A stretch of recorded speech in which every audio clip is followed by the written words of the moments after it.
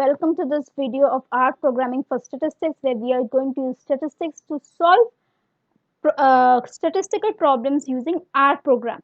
So we can do this by how easily आपको अगर R programming नहीं भी आता है तो भी कोई problem नहीं, क्योंकि मैं आपको simply इसे कैसे solve करते हैं आपको मैं सिखा दूंगी using R.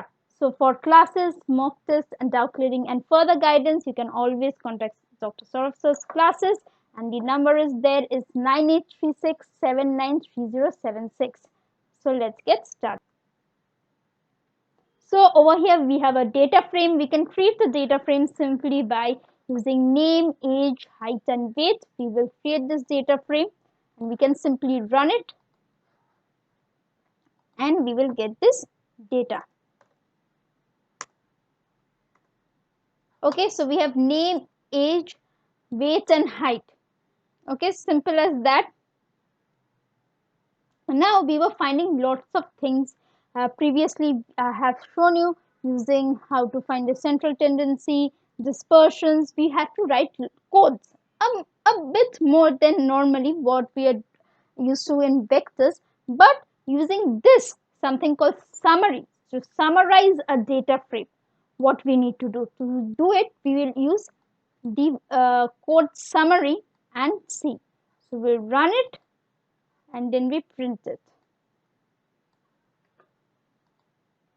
Okay, now over here you see we have three numerical. Now again, previously if you have seen the video, we have to first find a numerical subset. Because there were mixture like categorical and numerical, we had to find a numerical because those functions can only work in numerical columns.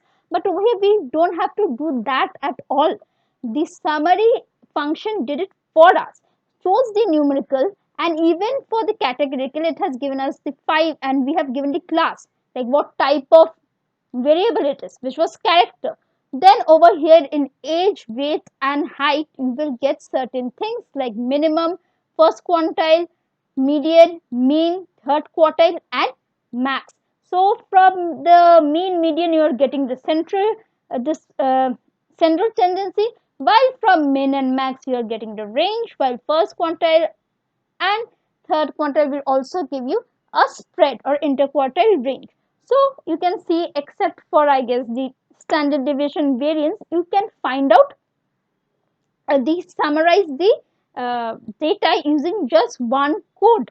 Now from this also we can also get lots of more information, like how the distribution of the variable is. So if its mean and median is close to each other, because we know for a normal distribution mean is equals to median equals to mode. We don't have mode, but we have mean and median here, and you can see over here for height, mean and median is exactly the same.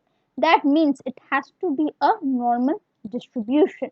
Okay, that means the distribution, the data points are even spread out from the central tendency, which is a bell-shaped distribution that we have.